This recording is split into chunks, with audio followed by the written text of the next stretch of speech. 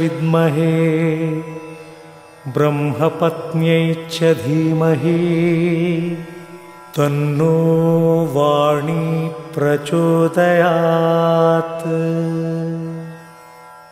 सरस्वती नमस्तुभ्यं वरदे कामरूपिणी विद्यारम्भं करिष्यामि।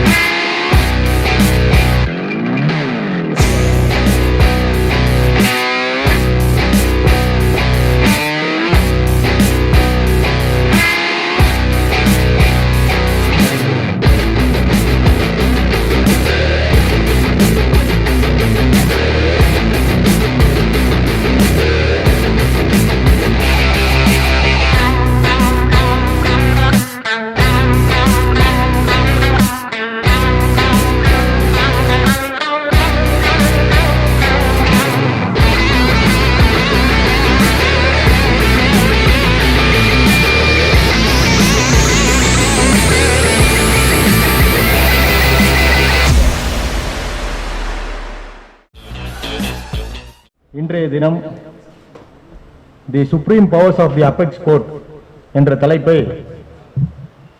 மதிப்பிற்குரிய வழக்கறிஞர் டாக்டர் P.V. சரவணராஜா அவர்கள்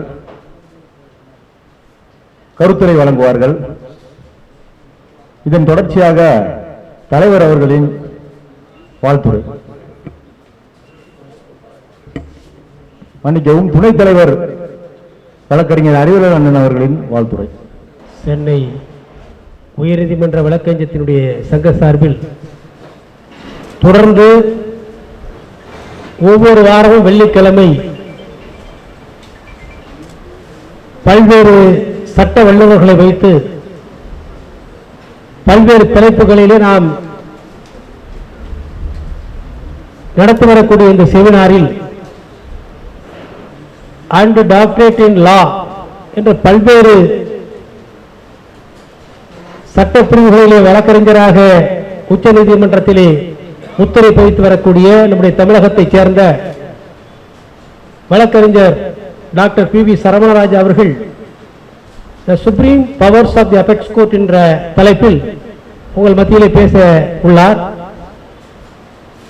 நம்முடைய சென்னை உயர்நீதிமன்ற வழக்கறிஞர் சங்கத்தின் சார்பில் நானும் நம்முடைய தலைவர் ஓரகிருஷ்ணன் அவர்களும், நம்முடைய செயற்குழு உறுப்பினர் சுப்பிரமணி, நம்முடைய நூலக ரகு, செயற்குழு உறுப்பினர் ரமேஷ், பிரதாபன் உட்பட பலரும் ஒவ்வொரு வாரமும் நம்முடைய மாமன்றத்தில் சிறப்பான முறையிலே நம்மோடு தொழில் செய்கிற சிறப்பான முறையிலே பணியாற்றுகிற வழக்கறிஞர்கள் எல்லாம் அழைத்து வந்து வழக்கறிஞர்களுக்கு தேவையான நல்ல கருத்துக்களை, சட்டத்தினுடைய புலமையை ஆராய்ந்து உங்கள் மத்தியிலே நம்முடைய நிகழ்ச்சியை நடத்தி கொண்டிருக்கிறோம். அந்த வகையில் நம்முடைய உச்ச நீதிமன்ற வழக்கறிஞர் P.V. சரவணராஜா அவர்கள் இன்றைக்கு இந்த மாமன்றத்திற்கு வருகை கொண்டிருக்கார். உங்கள் அனைவரும் சார்பாலும் அவர் வருகிறவர்கள் என்று நான் வரவேற்க கடமைப்பட்டிருக்கிறேன்.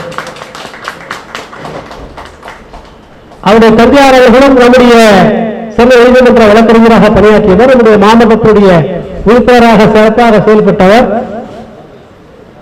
அவர்கள் அவருடைய பெருவரை இன்றைக்கு உச்ச நீதிமன்றத்தில் அனுப்பி அவர்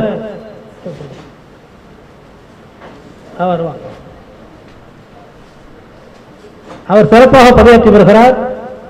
அப்படியாப்பட்ட நம்முடைய சரவணராஜா அவர்கள் இந்த நிகழ்ச்சியில் வருகை தந்திருக்கிறார்.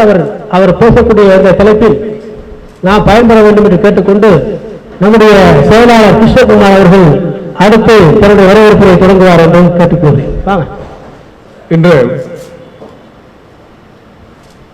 the Supreme Powers of the Apex Court என்ற தலைப்பிலே நமக்கெல்லாம் செமினார் நடத்த வருகை தந்துள்ள டாக்டர் P.V. சரவணராஜா வழக்கறிஞர் அவர்கள் உச்சநீதிமன்ற கிளை சென்னையில் வர வேண்டும் என்பது நீங்களோட கோரிக்கை.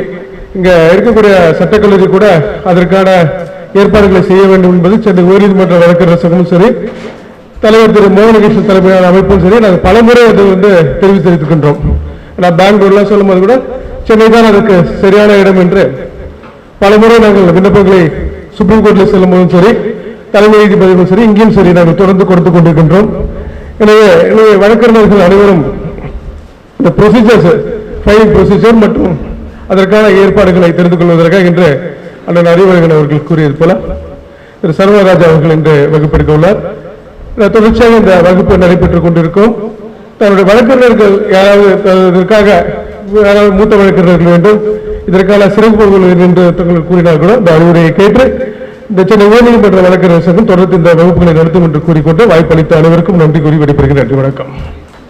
அடுத்தபடியாக நமது மாவட்டத்தின் தலைவர் திரு ஜி மோகனகிருஷ்ணன் அவர்கள் வழக்கறிஞர் அவர்களை பற்றி வாழ்த்துரை வழங்குவார். அனைவருக்கும் வணக்கம். On behalf of MHA, we welcome Mr. Saravanaraja, Advocate on record, Supreme Court, and also PhD in law. On behalf of MHA and on behalf of the members of the MHA, we welcome sir. We are fortunate to have Mr. Saravanaraja here. Once again, we welcome Mr. Saravanaraja. Mister Saravanaraja வந்து supreme powers of apex court சொல்லி அந்த டாபிக்ல இன்றைய தினம் இங்கே வந்திருக்கின்றார். நமக்கு எல்லாம் தெரிந்திருக்கும், நம்முடைய இந்தியாவிலே மிக உயர்ந்த ஒரு நீதிமன்றம் என்று சொன்னால் அது உச்ச நீதிமன்றம், சுப்ரீம் கோர்ட் தான். ஆனால் உலகத்திலே மோஸ்ட் பவர்ஃபுல் சுப்ரீம் கோர்ட் அப்படின்னு சொன்னால் அது நம்ம சுப்ரீம் கோர்ட் தான். நிறைய பேருக்கு தெரியாது. மோஸ்ட் பவர்ஃபுல் சுப்ரீம் கோர்ட்டு நம்ம இந்தியன் சுப்ரீம் கோர்ட் தான். அந்த விவரம் வந்து நிறைய பேருக்கு தெரியாது. அதை நெட்டில் போய் செக் பண்ணாலும் அது வந்து அது உறுதியாகும். அந்த அளவுக்கு மிக மோஸ்ட் பவர்ஃபுல் சுப்ரீம் கோர்ட்லேருந்து அவர் இங்கே வந்திருக்காரு. அவருக்கு வந்து எல்லோருடைய வாழ்த்துக்களையும் மறுபடியும் நான் தெரிவித்துக் கொள்கிறோம்.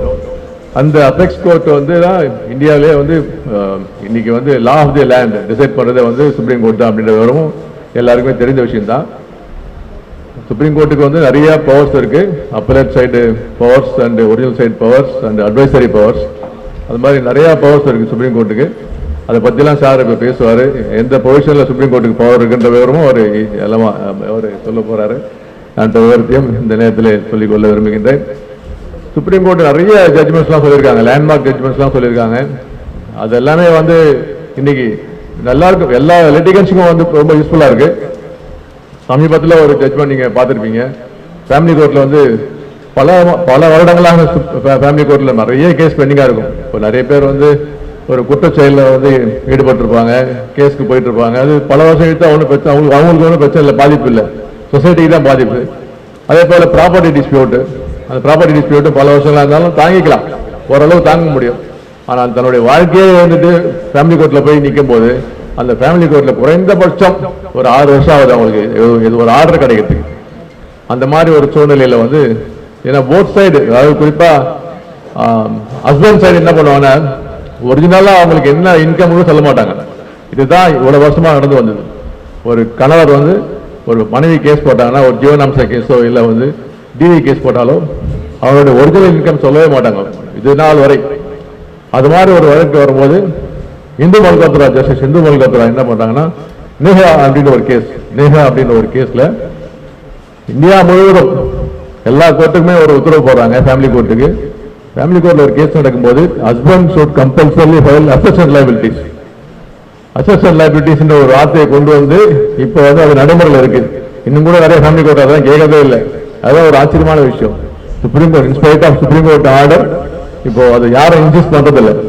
அந்த அசெஷன் லைபிலிட்டிஸ்ல வந்து நீங்க வந்து ஒரிஜினல் விவரங்களை நீங்க கொடுக்கணும். அப்படி நீங்க ஒரிஜினல் விவரங்களை கொடுக்கலன்னா கண்டெம்ட் ஆஃப் கோர்ட், சிஆர்பிசியில் வந்து கண்டெம்ட் ஆஃப் கோர்ட்ல கூட நீங்க வந்து பெர்ஜரி நீங்க ஆக்ஷன் எடுக்கலாம் அப்படின்னு அந்த ஜட்மெண்ட்ல சொல்லியிருக்காங்க. பட் அதையே மீறி நிறைய ஃபேமிலி கோர்ட்ல அசிஸ்டன்ட் லைபிலிட்டிஸ்ல வந்து ஹஸ்பண்ட்ஸ் வந்து நிறைய பேர் வந்து தவறான ஒரு தகவல் கொடுத்துருக்காங்க என்பதையும் இந்த நேரத்தில் தெரிவித்துக் கொண்டு அது மாதிரி ஒரு லேண்ட்மார்க் ஜட்மெண்ட்ஸ்லாம் இன்னைக்கு கொடுத்துருக்காங்க. இந்து கல்கத்தில் கொடுத்த ஜட்மெண்ட்ஸ் வந்து இன்னைக்கு இந்தியா முழுவதும் இருக்க எல்லா ஃபேமிலி கோர்ட்லயும் ரொம்ப ரொம்ப யூஸ்ஃபுல்லா இருக்கு. அதுதான் சுப்ரீம் கோர்ட்டோட பவர். அந்த பவரை பத்தி பேசுறதுக்காக இங்கே வந்திருக்க சார் வந்திருக்காரு. அவரை வந்து இங்கு பேச ஒரு மாதிரி அழைக்கின்றேன்.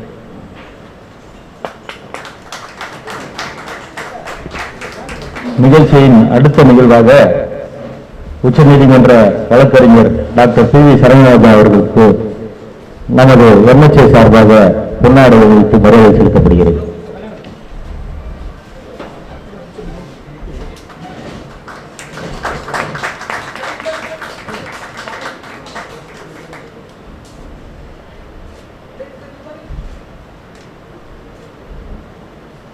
துணைத் தலைவர் அறிவழகன் அவர்கள் பொன்னாடை அணிவித்து மரியாதை செலுத்துகிறார்.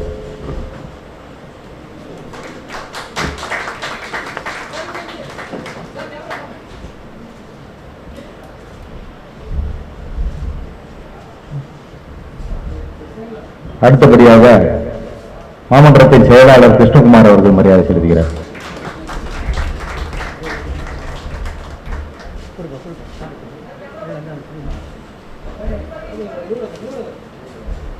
நூலவர் ரகு அவர்கள் வழக்கறிஞர் அவர்களுக்கு மரியாதை செலுத்துகிறார்.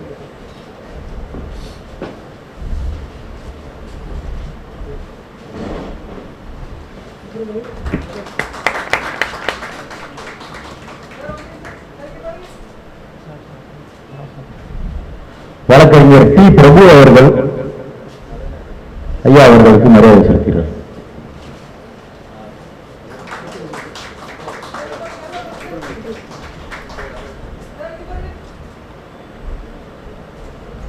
மூத்த செயற்குழு உறுப்பினர் சுப்பிரமணியன் அவர்கள் மரியாதை செலுத்துகிறார்.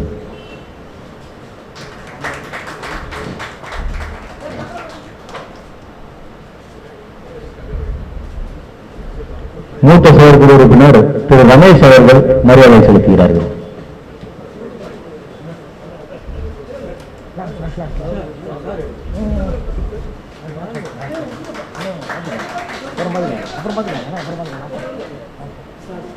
செயற்குழு உறுப்பினர் பிரதீபன் அவர்கள்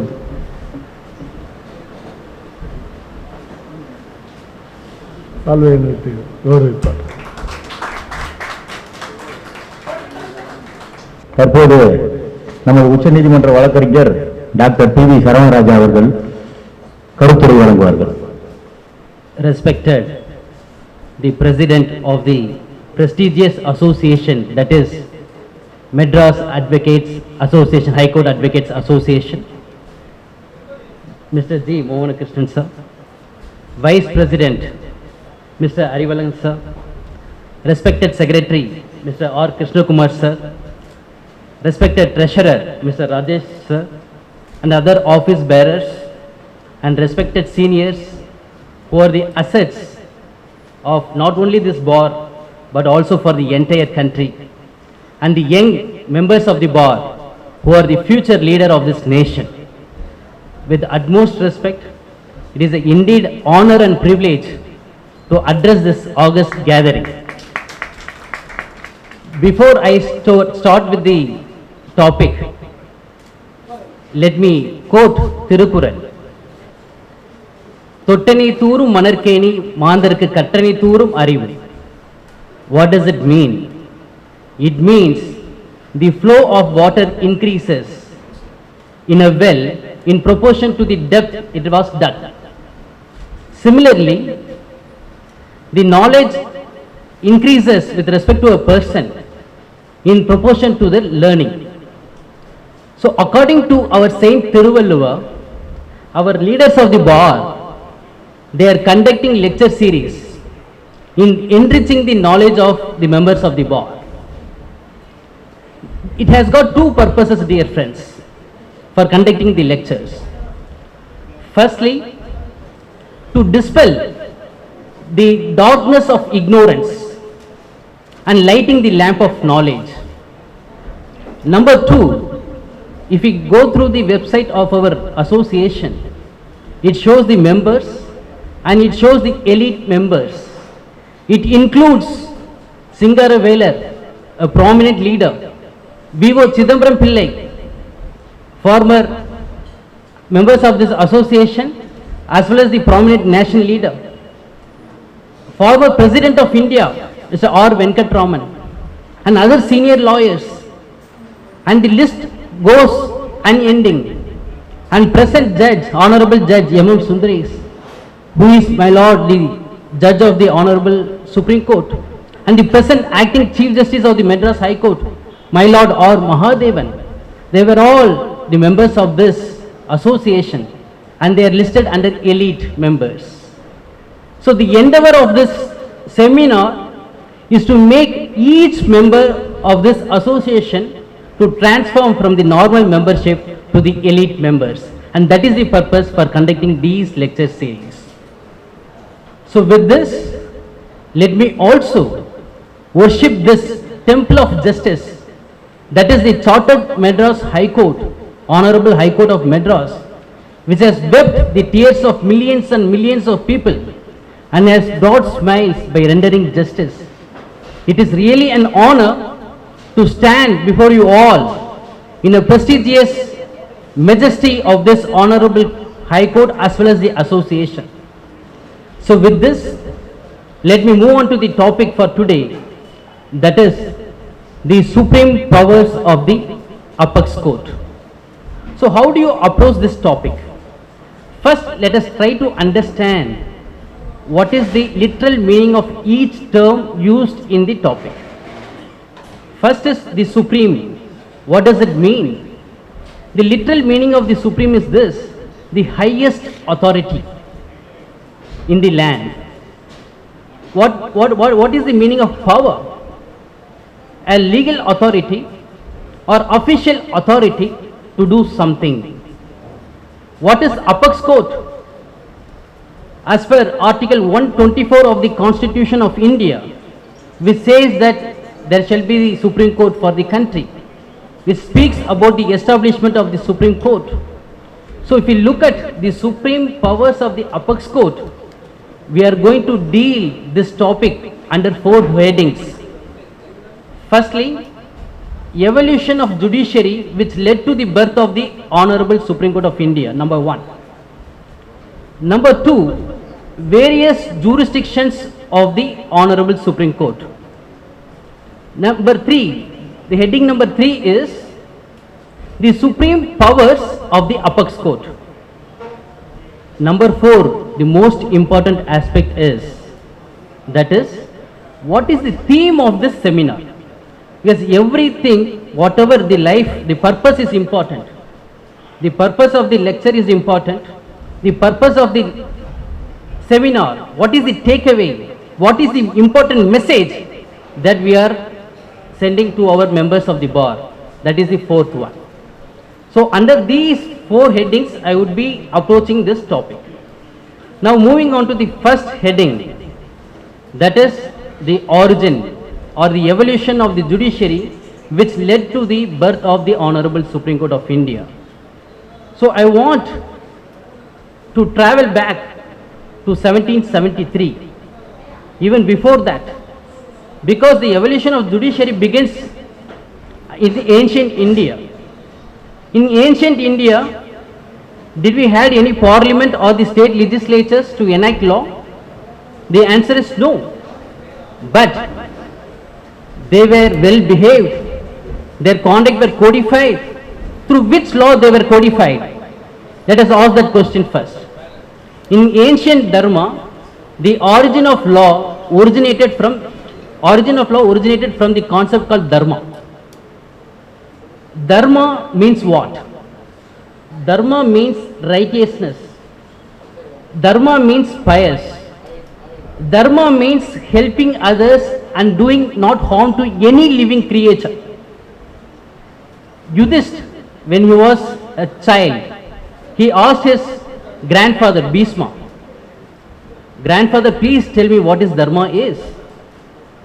Bhishma replies, "It is very difficult to define what is Dharma is, but I will try to explain it. I cannot define it, but I will try to explain it. Whatever the good that you do for other living creatures, that is Dharma. When you do not do harm to other living creatures, that is Dharma." So that was the concept of Dharma. But where do we get this concept? It was originated from Vedas. Manu, Dharma Shastras, Puranas, and what about our two great epics, Ramayana and Mahabharata? When we say the single theme of Ramayana and Mahabharata is this: victory of good over evil.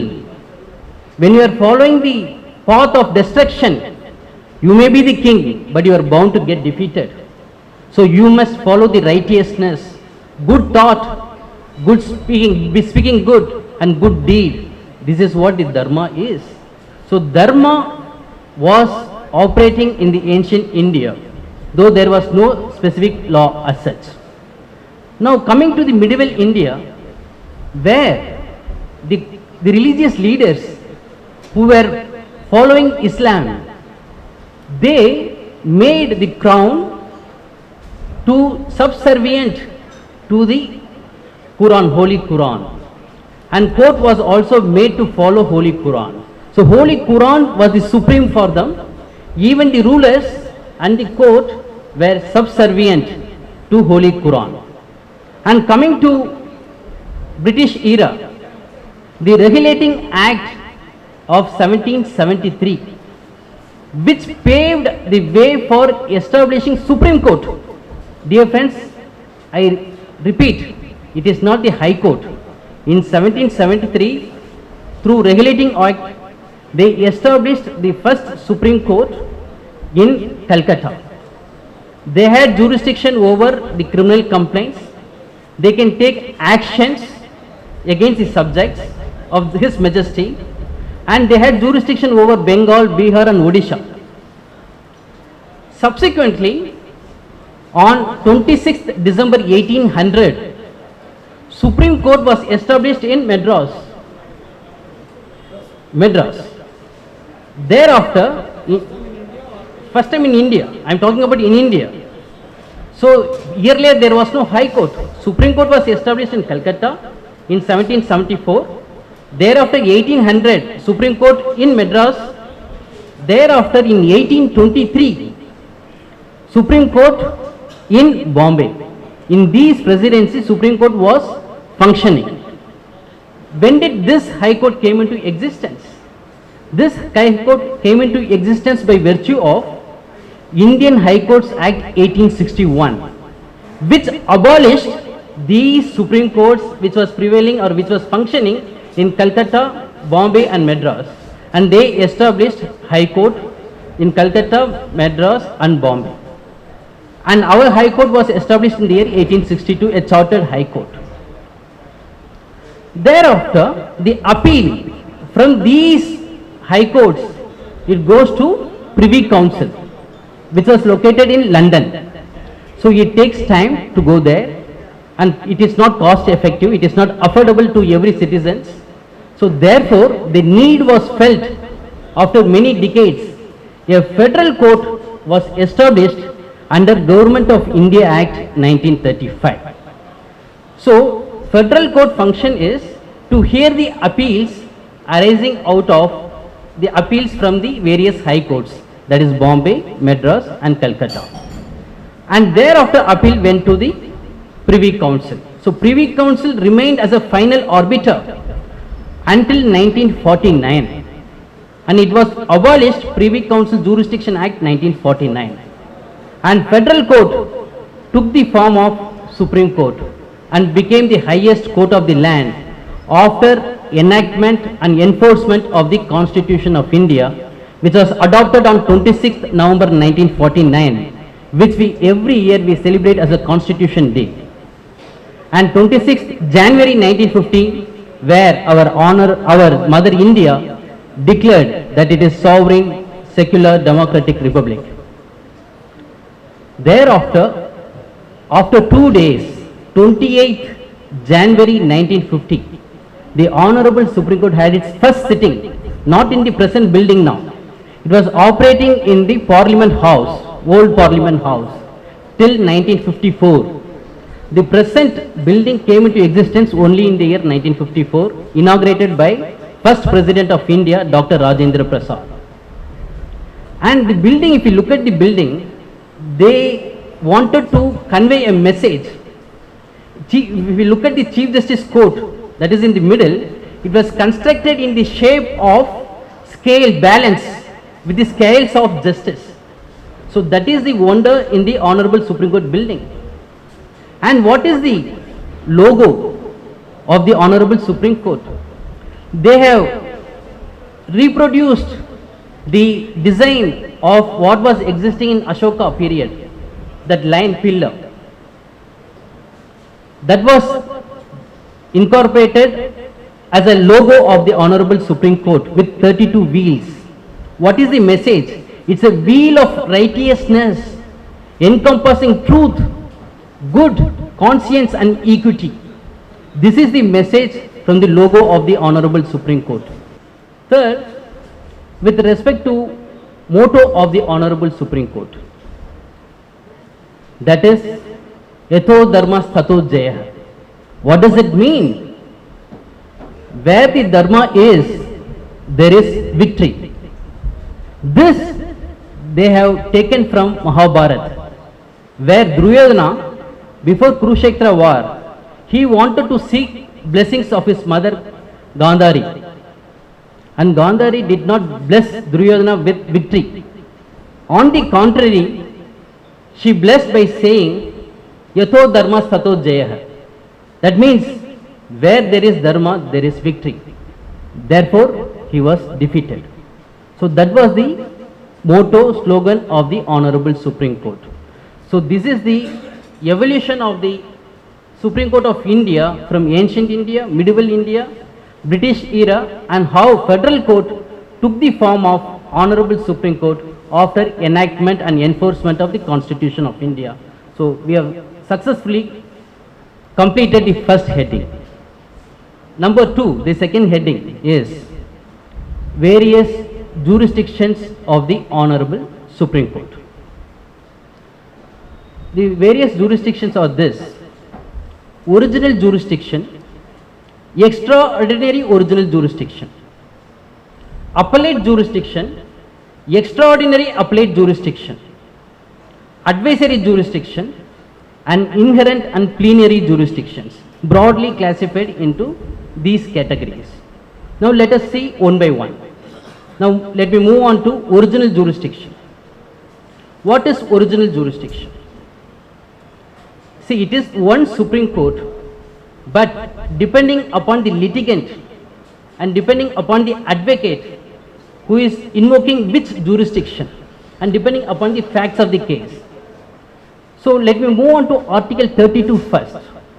Article 32 of the Constitution of India, which guarantees the citizen of this country to approach the Honorable Supreme Court for violation of any of the fundamental rights guaranteed under Part 3 of the Constitution. In the Constituent Assembly, Dr. B.R. Ambedkar, when he was discussing about Article 32, he said, we have guaranteed many rights to our citizens. We have guaranteed right to equality, and we have guaranteed that there will not be any discrimination on the basis of caste, sex, religion. We have guaranteed personal life and personal liberty. But these rights would become meaningless, fruitless exercise unless and until there is a remedy provided under Article 32. For example, God has created us, but when there is no heart and soul in our body, it becomes a dead body. So these rights becomes a dead letter. It gets life only by virtue of Article 32. Therefore, he said it is heart and soul of the Indian Constitution. So, for any violation of any of the fundamental rights, we can approach the Honorable Supreme Court. A person in down south sitting in Kanyakumari may file a writ petition under Article 32 directly before the Honorable Supreme Court, saying that there is a violation of his fundamental rights. It is access to justice, that is also a fundamental right. So, Article 32. What is extraordinary original jurisdiction? When we file a writ petition in the interest of public interest, it becomes extraordinary original jurisdiction.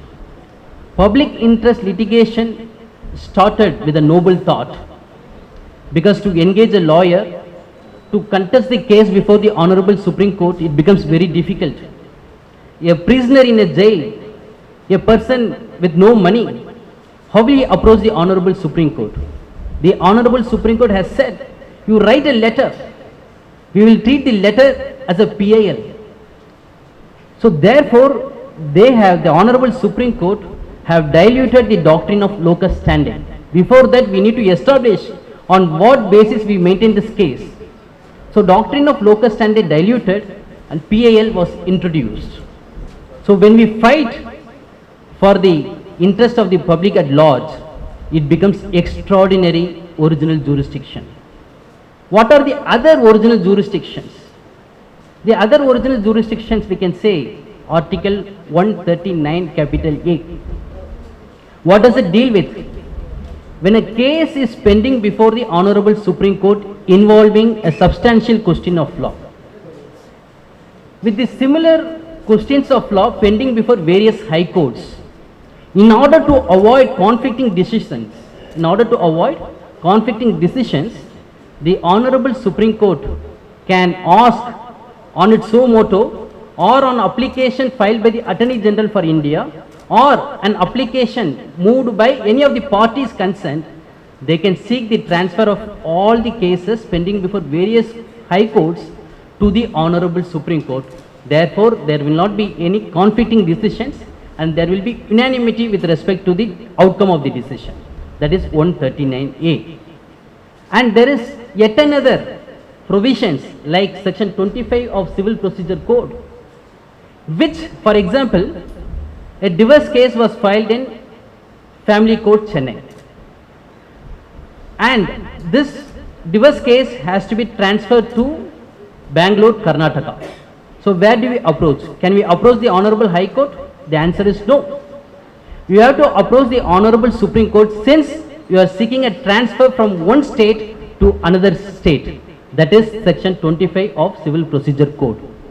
If it is a criminal case which you seek transfer from one state to another state, for example, maintenance case which we file under section 125 of Criminal Procedure Code. So transfer of a criminal case from one state to another state, you invoke section 406 of Criminal Procedure Code. So there are various jurisdictions under which you can invoke and redress your grievance before the Honorable Supreme Court. Now after this original jurisdiction, now let me move on to appellate jurisdiction. Appellate jurisdiction and extraordinary appellate jurisdiction. What is appellate jurisdiction? For which we need to refer some of the articles mentioned in the Constitution of India.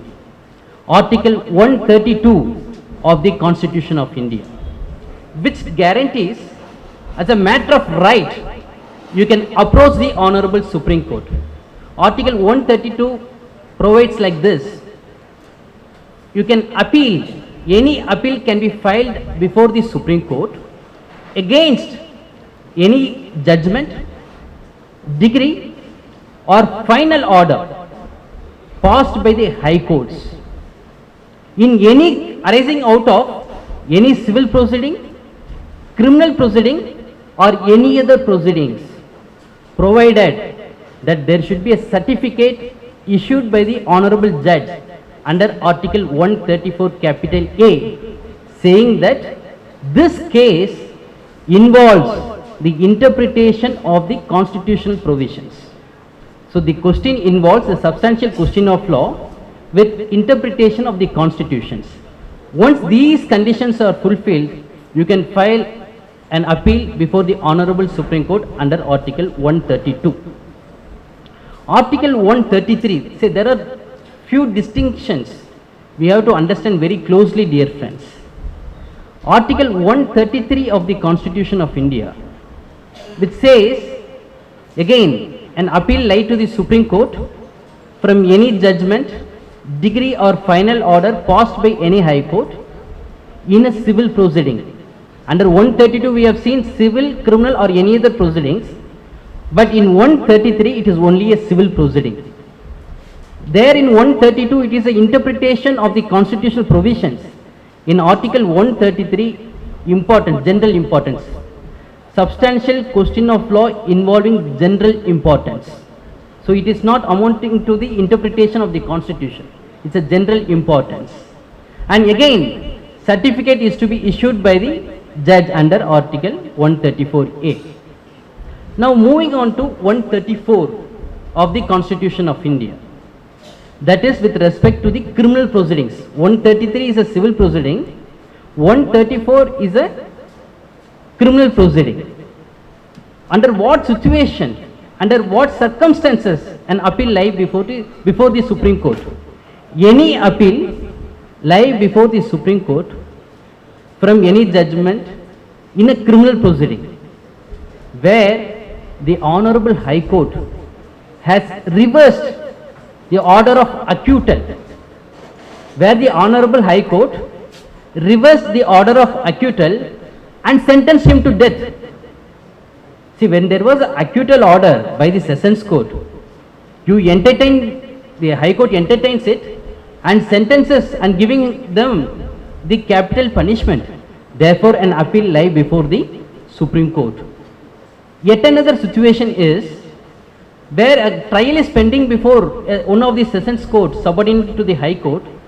High Court withdraws the trial and the High Court itself conducts the trial and imposes capital punishment. So under these circumstances, a criminal appeal lie before the Honorable Supreme Court under Article 133. Now we are moving on to extraordinary appellate jurisdiction. What is that extraordinary appellate jurisdiction? That is Article 136 of the Constitution of India.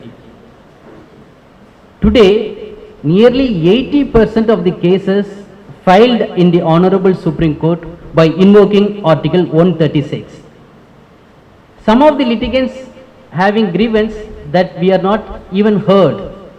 It is dismissed within a matter of time. Why is it so? Answer is Article 136. Article 136 says, it is not a matter of appeal, dear friends. Whereas Article 132, Article 133, Article 134 of the Constitution of India is a matter of right. But Article 136 is a matter of discretion vested with the Honorable Supreme Court. It's not a matter of appeal with respect to the litigant is concerned.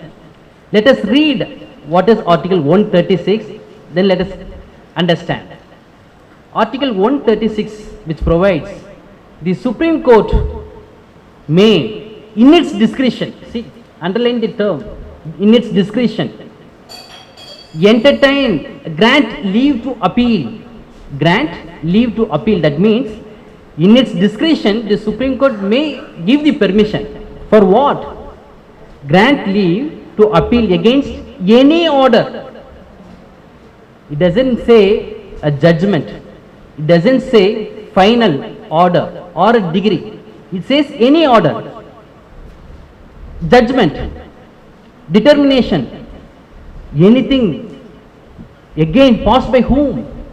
It is not passed by the High Court, passed by any court. So therefore, if there is an order passed in the Family Court Chennai, tomorrow you can directly file under 136 before the Supreme Court bypassing High Court of Madras, provided you establish why you have not approached the High Court. Yes, you have to fulfill their conscience. So, this is a discretionary power vested with the Honorable Supreme Court.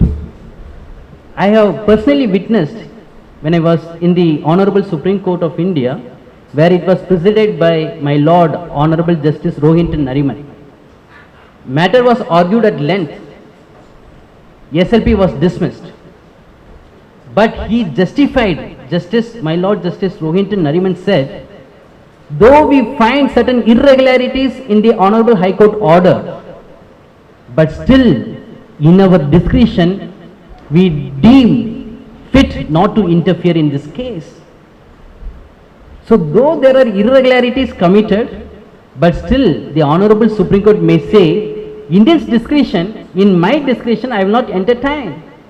So that is a discretion vested with the Honorable Supreme Court.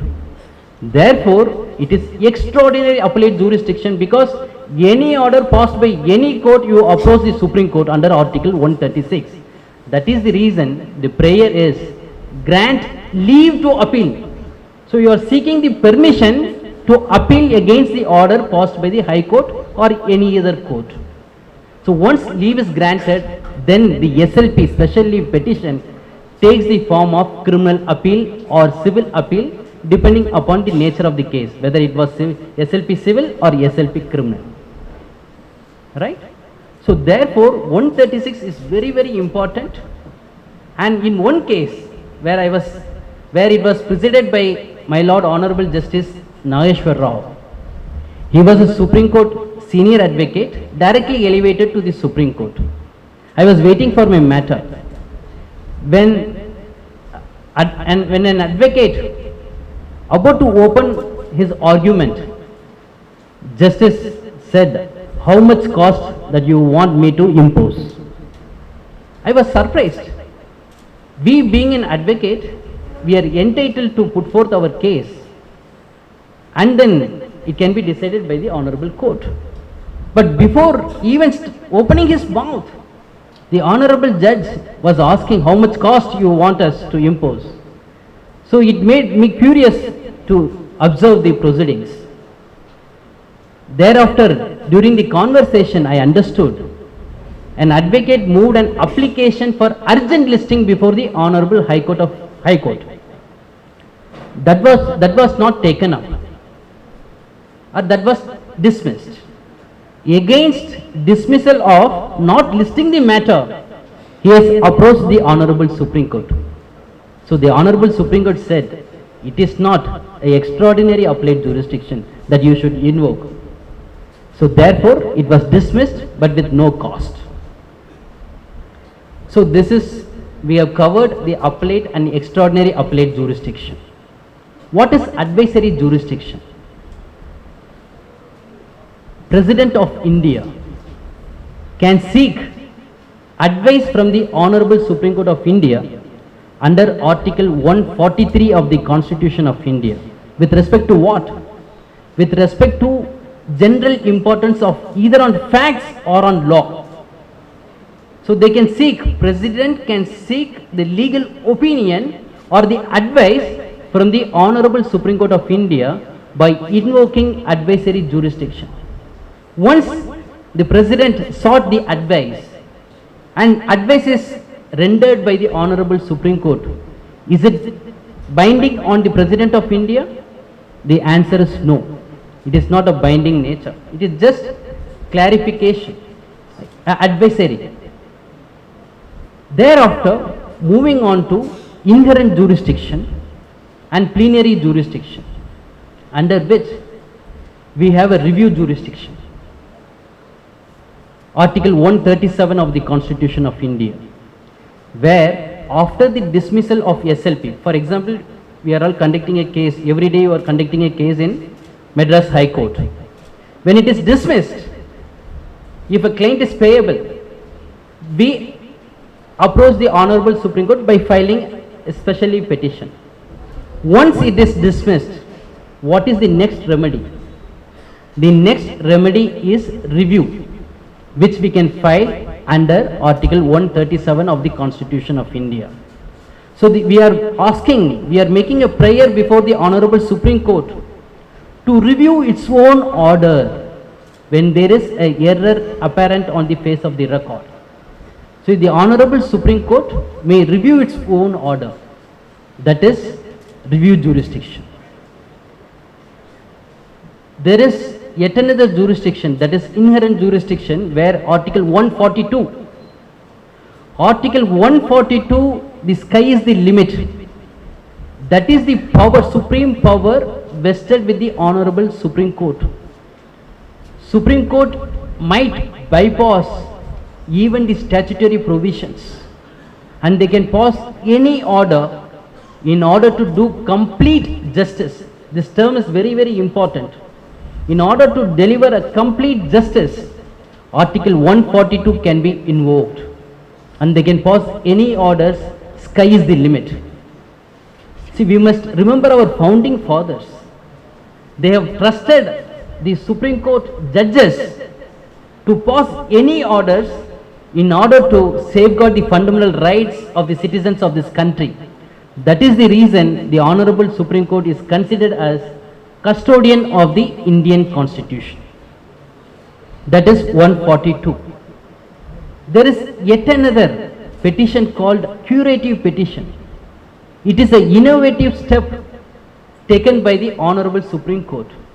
After dismissal of review, what is the remedy? The remedy is you can file a curative petition where it has to be certified by a designated senior stating the gross abuse of the process as well as miscarriage of justice. So once we get the certificate from the designated designated senior advocate, we file a curative petition, and that is end of the remedies available for the litigants concerned. So SLP, review, curative petition. Now we have successfully covered the second topic, that is original jurisdiction, extraordinary original jurisdiction, appellate jurisdiction, extraordinary appellate jurisdiction, advisory jurisdiction, inherent jurisdiction, and plenary jurisdictions. So these are the jurisdictions. Now moving on to the third heading, that is the supreme powers of the apex court. So in my humble submission, this is the heart and soul of this seminar. That is the topic for today. So the supreme powers of the apex court, what does it mean?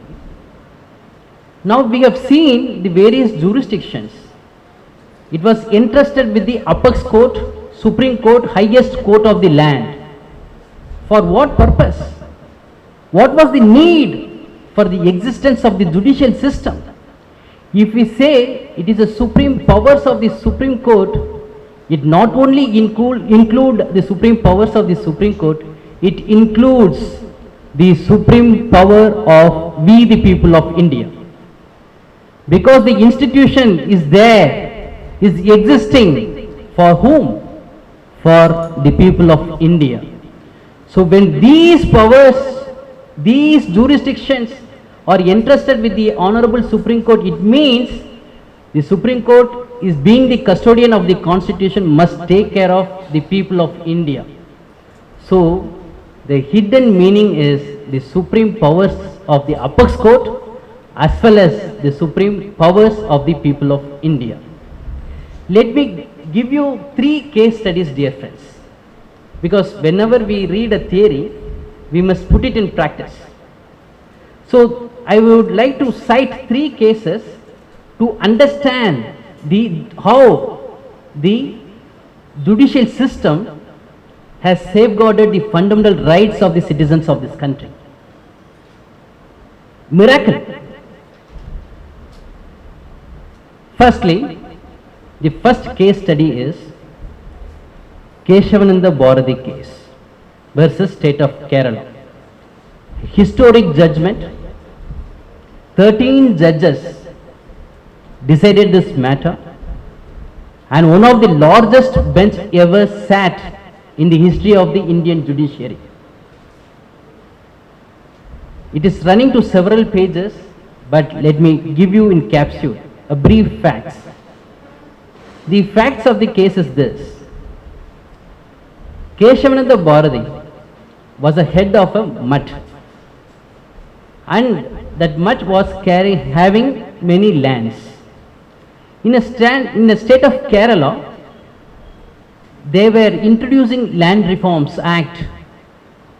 In order to achieve social justice, they wanted to redistribute the lands which was vested with the landowners to the landless poor people. So they have put a ceiling limit that included Kesavananda Bharathi also. As a head of the mutt, he had a ceiling limit to have ownership over the properties, and some of the properties were taken away and it was handed over to the landless people. Therefore he was aggrieved. So Kesavananda Bharathi approached the Honorable High Court of Kerala. It was dismissed and it went in favor of State of Kerala, saying that it is for the social justice they are doing it, So Land Reforms Act is valid. Now Kesavananda Bharathi is aggrieved. So he is approaching the Honorable Supreme Court. He wanted his land to be back. At that time, Article 19(1)(f), right to property, was also a fundamental right. In the meantime, when his petition was pending, the Parliament came out with several amendments: 24th Amendment, 25th Amendment and 29th Amendment. In 24th Amendment, the object is to reduce the fundamental rights, to take away some of the fundamental rights, and to limit the scope of the judicial review. And also the issue involved in this case was whether the Parliament has the power to amend the Constitution under Article 368 of the Constitution of India or not. So now it is not Kesavananda Bharathi versus state, it is Parliament versus judiciary or Parliament versus Constitution of India. That is how we have to take it. According to Kesavananda Bharathi, he says, taking away the judicial review, that is limiting the scope of independence of the judiciary, taking away the fundamental rights, it would amount to violation of the basic structure of the Constitution. Dear friends, it is always said, a good judgment comes from the good arguments. When we are getting good judges, that means we had good members of the bar. Always, bar is considered to be mother of the bench and judges of judges. So therefore, Kesavananda Bharathi said, it is a violation of the basic structure. My fundamental right is being violated. Now let us understand, dear friends, what is this basic structure? Let us dissect this term basic structure. We are sitting in the library hall and it is covered with 4 corners of the wall, and we can see the pillars. Kindly look at the pillars. I can see the 4 or 5 pillars here. In case if you want to renovate this building, do we take these structures? Do we take these pillars? The answer is no. We can change the color of the wall, we can change the floor, but we will not disturb the basic structure. Otherwise, the entire library or the entire building will collapse. Similarly, under Article 368 of the Constitution, whether Parliament can amend the entire Constitution or it should not disturb the basic structure in order to demolish the entire Constitution and rewriting a new Constitution. So that was the question before the Honorable Supreme Court. 13 judges, 7 judges on one side, 6 judges on the other side. Always the majority prevails. So the majority of the honorable judges, they were the custodians of the Indian Constitution. They protected the fundamental rights of the citizens of this country, and they have said Article 368 of the Constitution of India, of course, certainly the Parliament has the power, but it is not unlimited power. You have a limited power. So what is that limit? You can do the amendment in the Constitution, but without disturbing the basic structure. But what is basic structure? The honorable judges said, rule of law is the basic structure. Independence of the judiciary is a basic structure. Sovereignty, democratic republic is a basic structure. Separation of power is a basic structure. And they said it is not limited list. We will determine what is basic structure depends upon each case to case. Therefore, from this judgment, what is the takeaway? What are we learning? The learning is the Honorable Supreme Court has limited the power of the Parliament, keeping broader rights of the citizens of this country. Now let me move on to the next case study, quite interesting and contrary to Kesavananda Bharathi, that is Maneka Gandhi case versus Union of India. In Maneka Gandhi case, she applied for passport. It is a famous, popularly called as passport case also. She applied for passport and she got the passport. Thereafter, she received a letter from the regional passport officer saying that you must hand over the passport within 7 days. In the public interest, you should hand over. Then immediately she made a reply to that letter. What is the public interest by withholding my passport? Please give me the reason.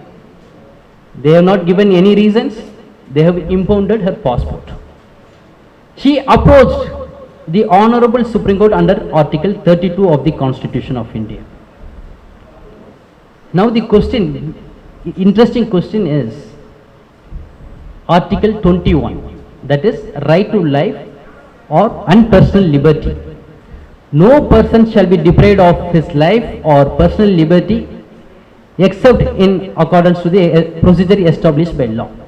And passport officers, they are saying, yes, we have issued notice as per the Passports Act. So we have followed the procedure established. What is wrong in it? Prior to Maneka Gandhi, the view taken by the Honorable Supreme Court was this: Article 14 or 19 or 21, they are not connected. They are not mutual. They are exclusive. But in Maneka Gandhi case, they said they are all fall under one family. 21, 14, 19 should be read together. They are mutual, complementary to each other. It's a golden triangle. So whenever you say your passport is taken away in procedure established by law, whether is it fair, whether is it reasonable, whether is it arbitrary, that I will check in test of reasonableness under Article 14 also as well as 19 also. So they have broadened Article 21. Right to go abroad is also a fundamental right. It is implicit in Article 21 of the Constitution of India. Now the remains is history. Now how the Article 21 is expanded. It got expanded from case to case. Right to speedy justice is implicit in Article 21. Right to clean environment implicit in Article 21. Right to information, right to privacy, right against handcuffing, right to legal aid, right to access justice, right against solitary confinement. They have given extraordinary expansion for Article 21 to give right to the citizens of this country. If we compare Kesavananda Bharathi on one hand and Maneka Gandhi on the other hand, in Kesavananda Bharathi, Honorable Supreme Court is limiting the power of the Parliament, saying that you should not disturb the basic structure, and basic structure is exhaustive. In another hand, in Maneka Gandhi case, they have expanded the scope of Article 21, therefore exploring and expanding the fundamental rights of the citizens of this country. This itself sends a clear message to the entire country that the Honorable Supreme Court is the custodian of the Constitution, dear friends. That is the majesty of law. That is the rule of law.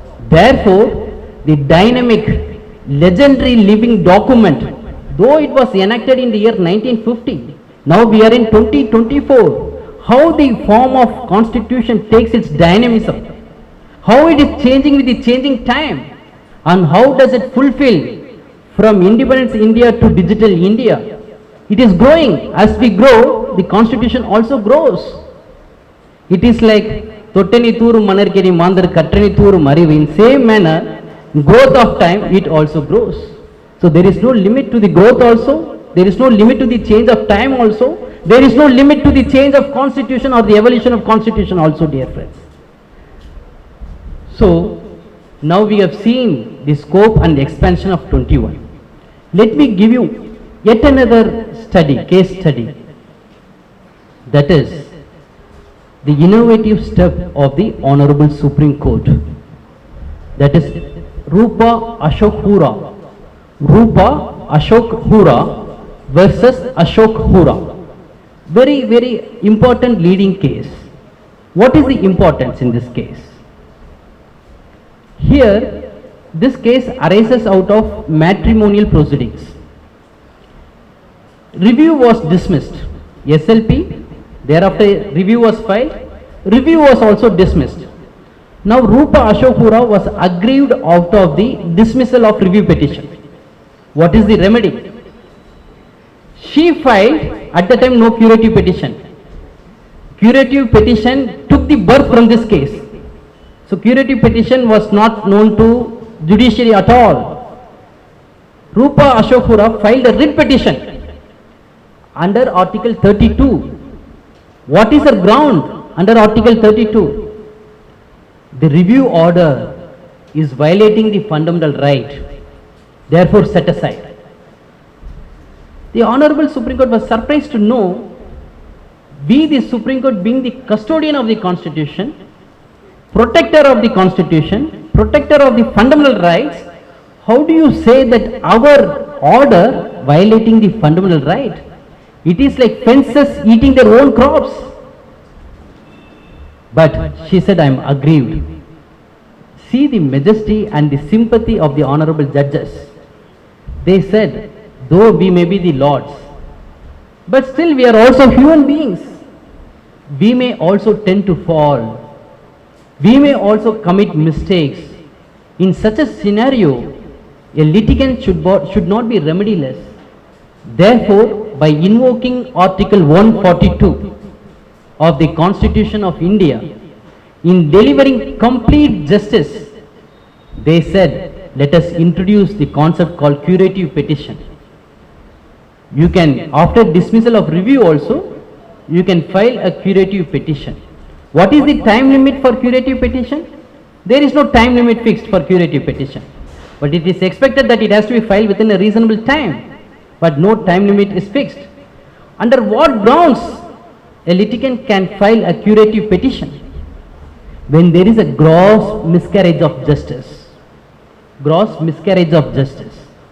Number two, violation of the principles of natural justice. The litigant, one who invokes curative petition, has to establish that he or she was not a party to the proceedings, but the judgment adversely affected my rights. Therefore, hear me. Therefore, a curative petition. Otherwise, notice was not at all issued to me, but the court proceeded as if the notice was issued. So, therefore, it is a violation of principles of natural justice. Therefore, hear me. That is a curative petition. Another ground, very important ground, when a litigant comes to know that judge was biased, pecuniary biased, or personally biased, or having some vested interest in the particular case, that is also one of the grounds to file a curative petition. And curative petition, this concept was not known to the Constitution of India. But judges, in a very broad heart, they said, litigants should not be remediless, and we are also humans bound to commit mistakes. That mistakes how to be redressed, please take this curative petition. So that is how, dear friends, we have seen three studies. One is limiting the powers of the parliament without disturbing the basic structure, that is protecting the rights of the citizens, and expanding the scope of Article 21. And tomorrow we do not know what will be read into Article 21. It is expanding. And curative petition, nothing known to the Constitution, but still we will provide you under Article 142. That is the reason Dr. B.R. Ambedkar, when they had a doubt whom to entrust this Constitution, can we entrust this Constitution of India to the legislative or to the executive? The answer came to their mind is, let us hand over this legendary document to the Honorable Supreme Court. The Honorable Supreme Court. Who is the Honorable Supreme Court? They were earlier law students, thereafter members of the bar, then senior advocates, then they were elevated to the Supreme Court. But they are the persons of integrity. They are the persons of sincerity, hard work, anxious to do justice. In order to make complete justice, sky is the limit, and these three case studies will reveal how the Honorable Supreme Court has protected the fundamental rights of the citizens of this country. Now we have successfully completed the supreme powers also. One article is very important.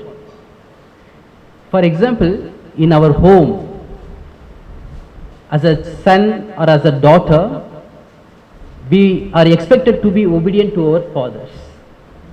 Whatever father says, if we do, we become an obedient son or a daughter. If we do not obey them, it is not good for us also. It is not showing good respect to the elders also. Similarly, Article 141 of the Constitution of India, that is very, very important. Supreme Court is in Delhi, but we are in Madras. Whatever the order passed in Supreme Court is binding on all the courts within the territory of India. That is under Article 141. Tomorrow, if maybe the Honorable High Court or the District Court, if they do not follow the Honorable Supreme Court judgment, it would amount to violation of judicial discipline. Now our President also said in Rajneesh versus Neha, where Honorable Supreme Court has come out with affidavits of assets and liabilities that has to be filed when somebody claims a maintenance before the family court. And further, if we study carefully in that case, there was a direction to the registrars to upload the judgment in every family court or in every district court website. But still, the sorry state of affair is they are not being followed. That is what our President said. So Article 141 is very, very important. Dear friends, just we had the elections. I am not going into politics. I am just telling the representatives were elected and they hold the ministry portfolio, and then they pass the bill, passed in Lok Sabha and then Rajya Sabha, assent of the President, published in the official gazette, and then it becomes the law. But when two judges sitting in Delhi courtroom, Supreme Court, when it declares a law, it becomes the law of the land. See the difference, the ocean of differences. It's like a difference between a sky and the earth. That much power is vested with responsibility. It is in the responsible hands. That is the reason Dr. B.R. Ambedkar has said, we have drafted the beautiful constitution. We have taken out the best provisions across the world. But this best may also turn out to be worst if it is governed by bad people. But bad constitution may turn out to be good also if it is governed by good people. Please be rest assured, our constitution is in the good hands, that is the Honorable Supreme Court of India.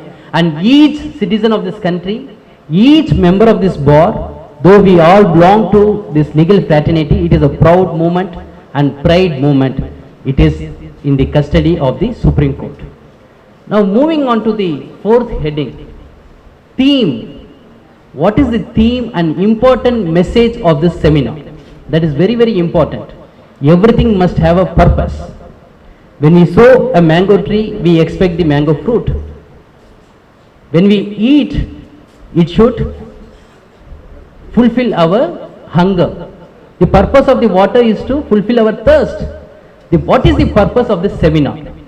The purpose of this seminar, I have made 3 points. Firstly, we must realize our own strength. A sheep, a lion consider itself to be a sheep. We are all lions and we should not think that we are a sheep. So we must think that what is our inner strength. Let us look at the history, independence India. When our mother India was under the control of the Britishers, freedom movement was led by our national freedom fighters. All were lawyers, starting from Gopalakrishnan Gokhale, Motilal Nehru, Gandhi, our father of our nation, Sardar Vallabhbhai Patel, Pandit Nehru, Dr. B.R. Ambedkar, VOC, Chidambaram Pillai. Everybody were lawyers, but they were not confined only to the brief. They were concentrating on public interest. They were concentrating on national interest. Therefore, they have transformed from the member of the bar as a leader of the country. So we must have that sort of interest. If something is happening in the society, we must take it forward. Not by resorting strike, but through proper course of action. So that is our inner strength. We derive our inner strength from our forefathers. Consider ourselves as a roaring lion. And again, we must fight for our rights of the citizens of this country.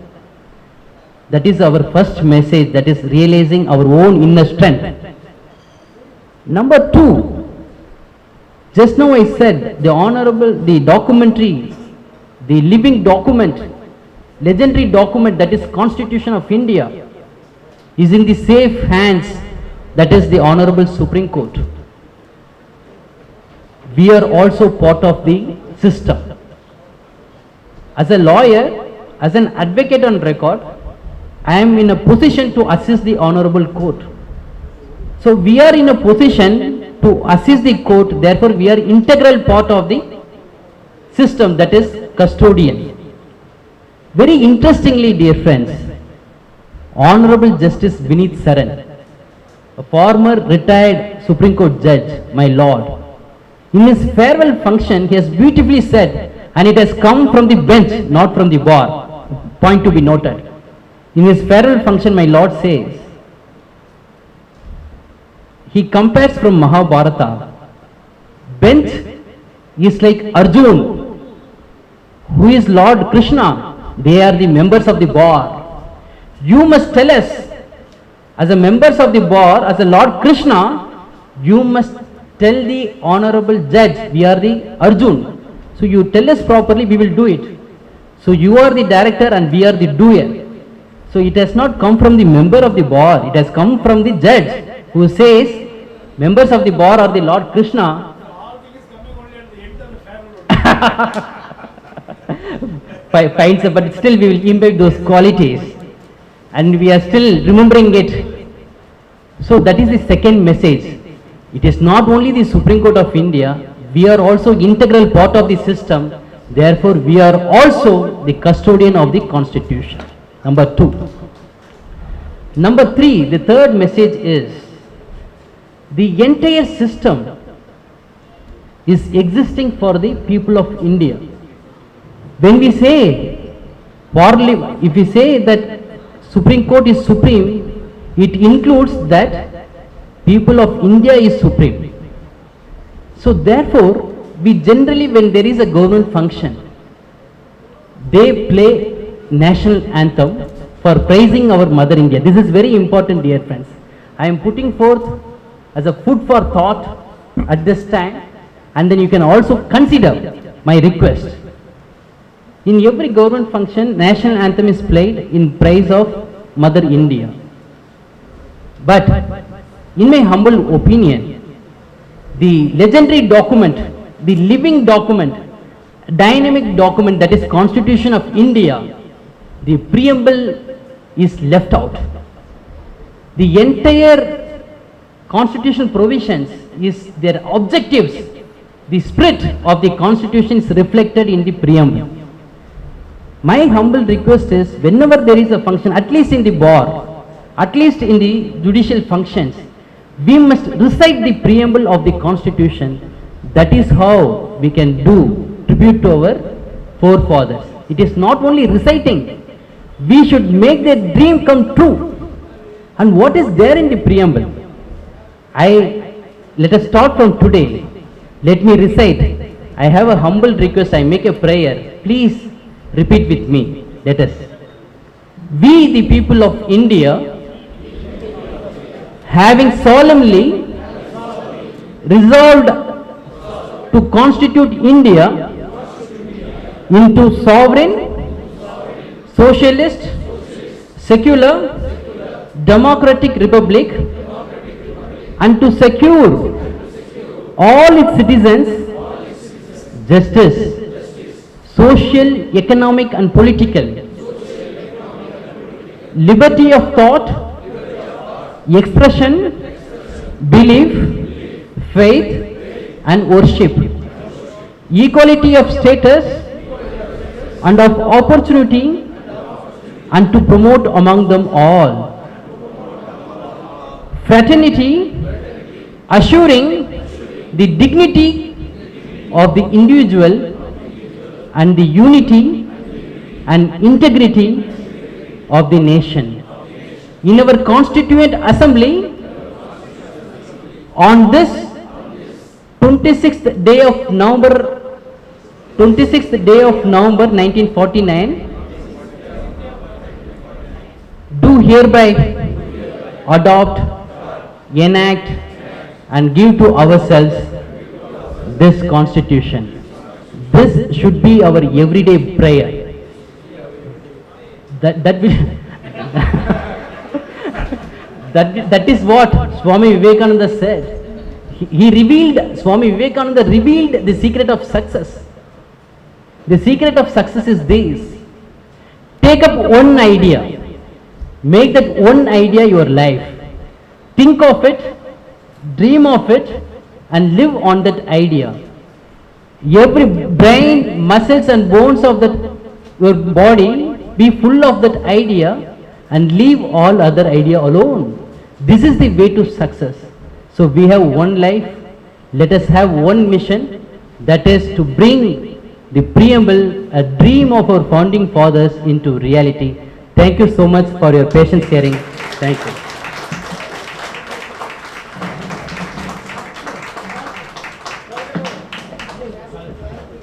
நமக்கு நாமே துணையானால் நாடும் பொருளும் நற்புகழும் தாமே நம்மை தேடி வரும், சற்றும் இதற்கு ஒரு ஐயம் உண்டோ என்ற கைமணி தேசிய விநாயகன் பிள்ளை அவர்களின் வார்த்தை கிடங்க, நமக்கு நாமே துணையாகும் வகையில் எளிமையாகவும் புரியும் வகையிலும் கருத்துரை வழங்கிய நமது உச்சநீதிமன்ற வழக்கறிஞர் டாக்டர் P.V. சரவணராஜா அவர்களுக்கு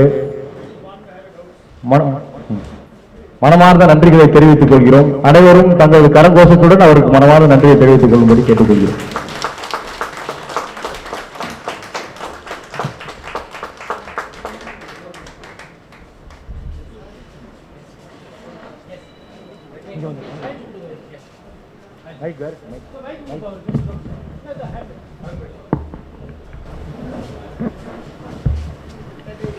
The fundamental rights after question should be the citizen of our country, whether it is applicable to our country and for other individuals also. So you said that our citizen of our country, but whether it is applicable to other individuals also. Na? So some of the rights are applicable to the citizens of this country, and like Article 14, it applies to everyone. So there are distinctions are there. It is not every fundamental right applies to every person. Every person, not only for our country, our citizens. Yes, yes. So another one doubt. Yes. That is that another one that is Supreme Court. I think mic power. is not turned on, sir. Mic is not. That Supreme Court one power is there. Now I think I have. That is. I think I have omitted to catch this point, or you have omitted that, I don't know. That is disputes between the country and the Union of India, that is also should be taken by the Supreme Court, na? So yes. Any disputes yes. between Union of country and other states. Yes. Between the other states also. Yes, yes. Senior is referring to Article 131 of the Constitution of India, where it falls under original jurisdiction. Yes. When there is Government of India on the one side, two or more states on the other side. Yes. or government of India and two or more states on one side and some of these states are the other side, or dispute between two states, Yes. that also, One state and another some yes, other, yes, two or more that is states. Article 131 of the Okay, okay. Constitution. Yes, you are right. Thank you. Thank you. Thank you, sir. மூத்த செயற்குழு உறுப்பினர் Indian அவர்களால் மாட்சிமை பொருந்திய நமது சென்னை உயர்நீதிமன்ற வழக்கறிஞர் சங்கத்தில் வழக்கறிஞர் தொழிலை மேம்படுத்திக் கொள்ளும் வகையிலும் வழக்கறிஞர்கள் பயன்பெறும் வகையிலும் வாரம் நடக்கும் லெக்சர் சீரிஸ் அடுத்த வாரமும் தொடரும். வழக்கறிஞர் அனைவரும் திரளாக கலந்து கொண்டு பயன்பெறுமாறு நமது சங்கத்தின் சார்பாக அனைவரையும் வேண்டி விரும்பி கேட்டுக்கொள்கிறோம். கலந்து கொண்ட அனைவருக்கும் சங்கத்தின் சார்பாக மனமார்ந்த நன்றிகளையும் தெரிவித்துக் கொள்கிறோம். நன்றி.